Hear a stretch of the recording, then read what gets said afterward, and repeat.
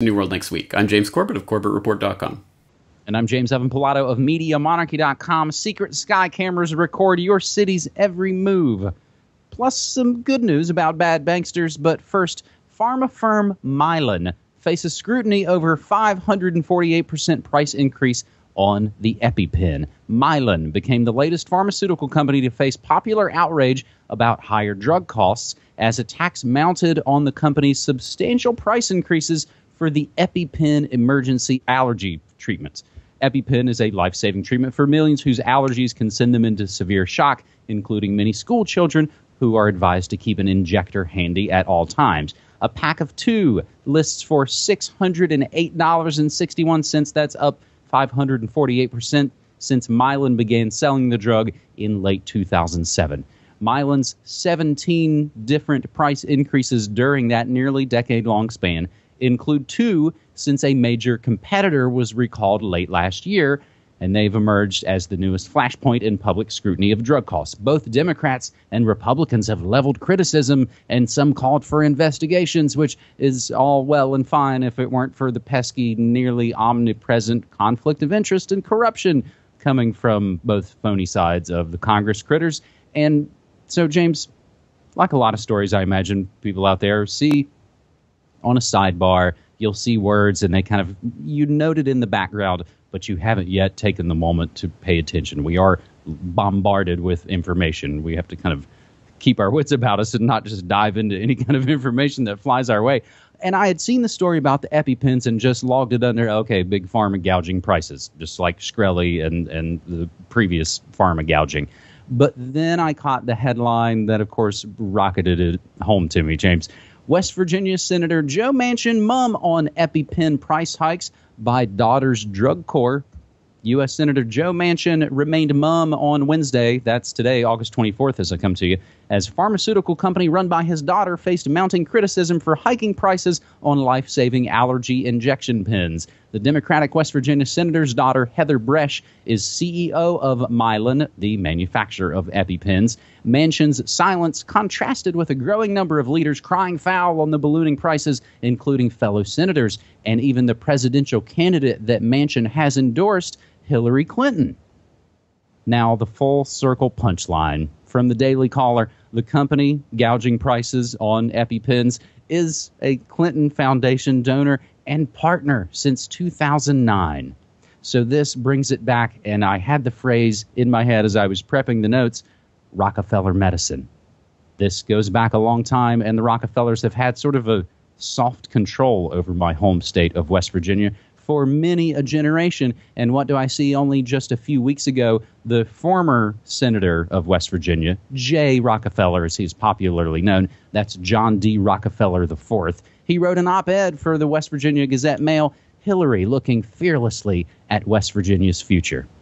So in addition to all of those links and notes, which we will always include down in the show notes, we'll also include the flashback to your episode, Rockefeller Medicine, the Real History of Modern Healthcare. So again, for what just looked like another headline of big pharma gouging, which we've come to expect, like a lot of situations, you drill below the headlines and you see that it's probably going to hit you where you live.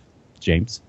Well, it shouldn't be surprising. I mean, it's almost as if there's something skewing the healthcare markets in the United States. Could it be the collusion between government and corporations and insurance companies and doctors and all of the people who stand to make money from the gouging? Maybe it could. And from that Wall Street Journal article, although spending on prescription medicines accounts for less than a fifth of overall healthcare costs, higher drug prices have become a lightning rod, especially as many patients choose insurance with higher deductible or co-insurance to limit monthly premiums. Now, are many patients choosing that, or are they being forced into it by Obamacare? But whatever the case may be, I would just hope that people can take a step back and look at this from an historical perspective, because it is not the case that government was always involved in mandating healthcare and structuring the healthcare insurance as the only possible way that we could possibly imagine healthcare being provided to people, including poor people. Oh, wait, no, of course not.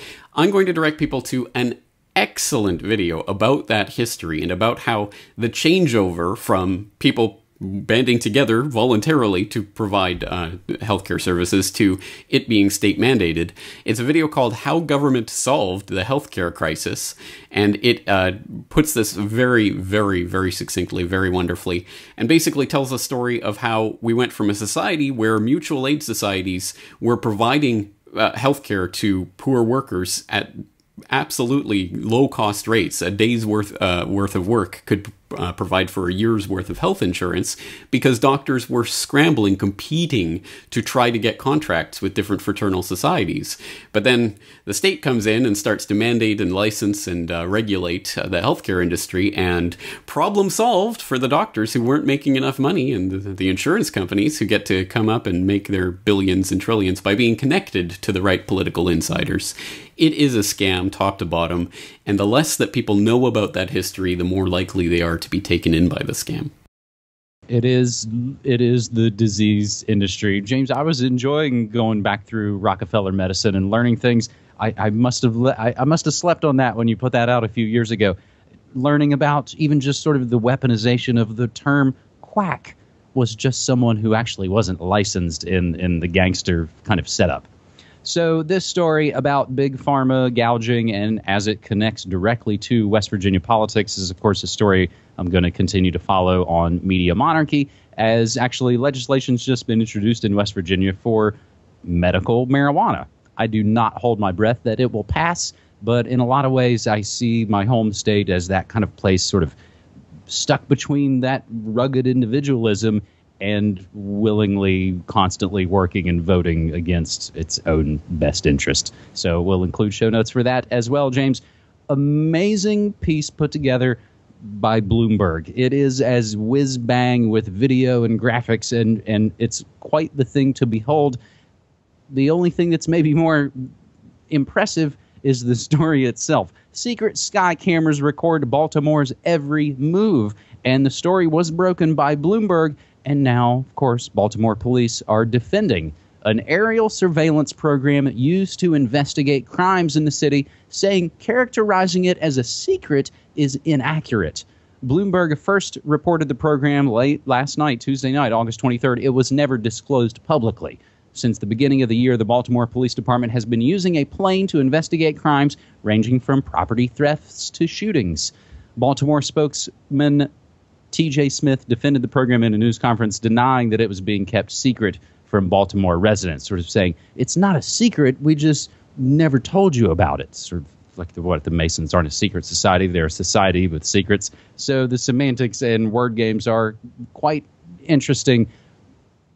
But they tested it in Iraq. So just like they test the sound wave cannons and test all the other weapons literally of war, as we've always said over the course of a decade, they're testing them out there so they can bring them home here, and they're flying around overhead.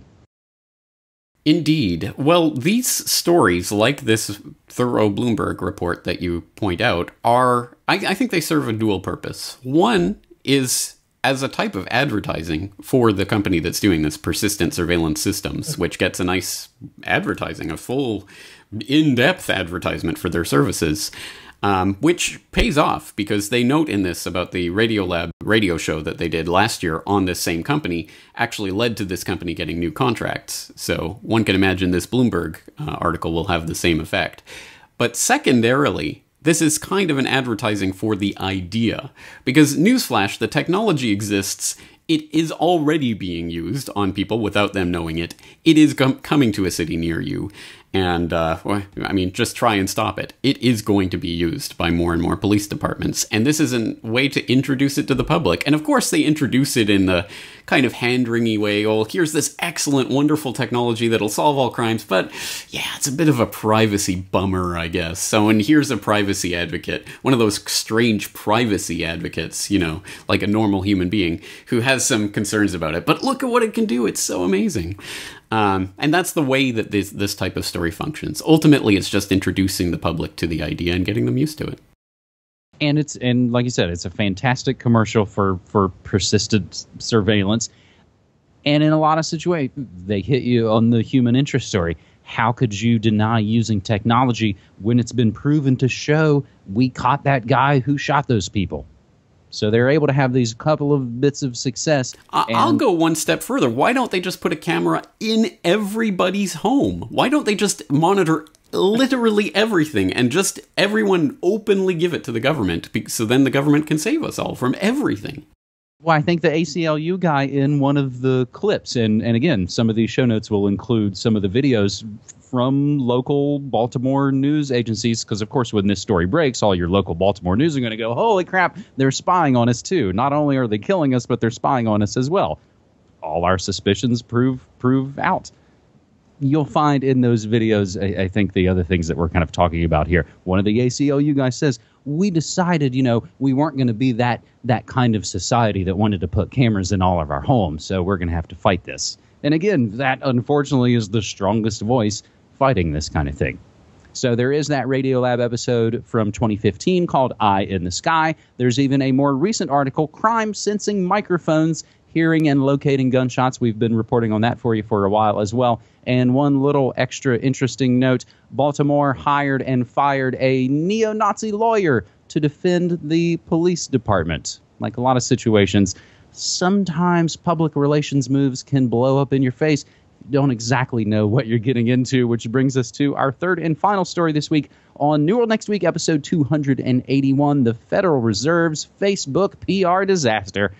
Of course, the Federal Reserve, known for its secrecy, but in an attempt to reach out to the people it claims to serve, the monolithic bank created a Facebook page and might be regretting that decision. Unlike Twitter, where the Fed decides which comments to reply to and therefore which show up publicly on its page, its feed, its public Facebook page, launched just a week ago, is not as restrictive. In fact, the Board of Governors of the Federal Reserve System page has been relentlessly trolled since it went up. They report a bunch of these in the article. My favorite one, James, is the goal of the Federal Reserve is to make their friends rich at the expense of the common worker through slow and steady inflation under the guise of providing stability and low employment. They want to be your friend on Facebook, though. I don't know. I love these. So we've talked about a lot of these. So it was hashtag MyNYPD. When organizations that are hated try and dip their toe into the social media sphere, it's very heartening for a,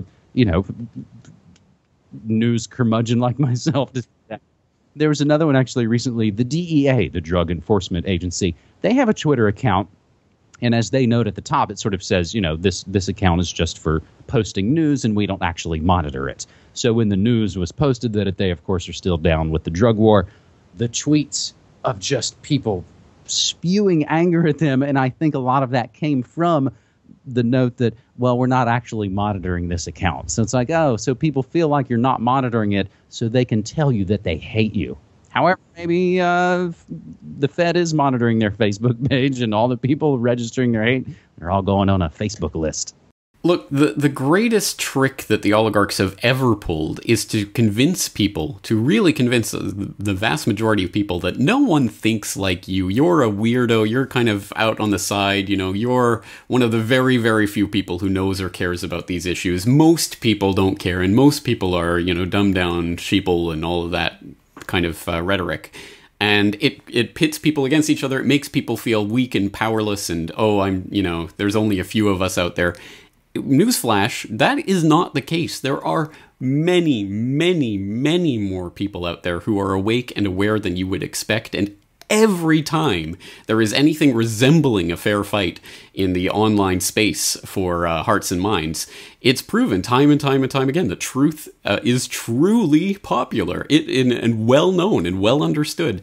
That's why YouTube had to remove their front page, because you had truth documentaries trending every single day. It's why Google Video had to move their top 10 off of the front page into a sidebar and then ultimately get rid of it. And then they had to get rid of Google Video altogether. It's why Facebook manipulates their newsfeed and suppresses certain items. It's because they are afraid of people learning that there are more people out there who actually actually know and care and understand the truth than they would like you to believe. So don't believe their lies. There are more people out there who understand this than you would expect, and they want you to feel like you're alone and that you shouldn't talk about this because everyone will think you're crazy.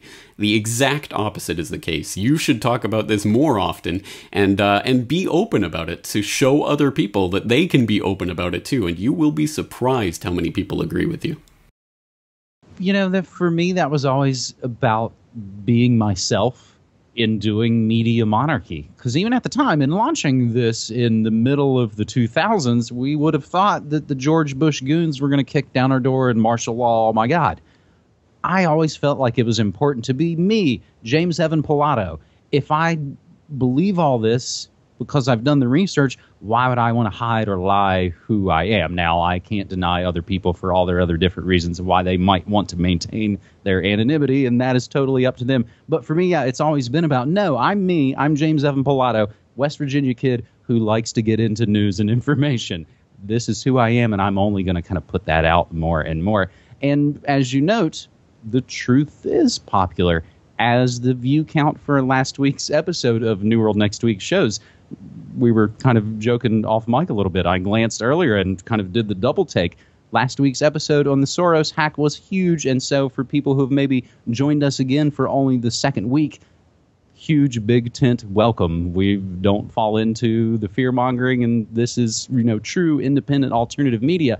And my extra thing I would say about Facebook, I deactivated my Facebook page over a week ago, and guess what happens? My website hits just keep going up. So in other good news, I published the latest episode of Good News Next Week, the spinoff from this New World Next Week series, where I try and highlight some of the ways that we are winning, feeding the needy with Olympics excess, an Italian chef using tons of waste from the Olympics to actually feed people who need it, plus stories about jailbreaking freedom and divesting from G-Force are some of the good news stories, and just a couple of New World Next Week headlines. Most State Department meet and greets with Hillary resulted in Clinton Foundation donations, and pretty stunning, I mentioned this on my morning show this morning, the United Nations admits to releasing cholera in Haiti, killing 10,000 people. So I do a live morning monarchy broadcast every Monday through Friday at 9 a.m. Pacific time, and been making listener-supported media since 2005, and early on I was lucky enough to hook up with James Corbett, and we've been making a weekly show for almost 7 years, and what you see is what you get. We are what we say we are. There's no bells and whistles. There's no ads. There's no subterfuge to any of this, James, and I think the proof is in the pudding in a lot of what we do, and it's my pleasure to be able to do this with you week in, week out. Me too, and don't forget the punchline to that UN Haiti story, which is, what do we need to solve this problem? More UN involvement in Haiti! Yay! Yeah, and so it goes. Anyway, the truth is popular. There are more people out there who appreciate it than you might realize. So help spread the word about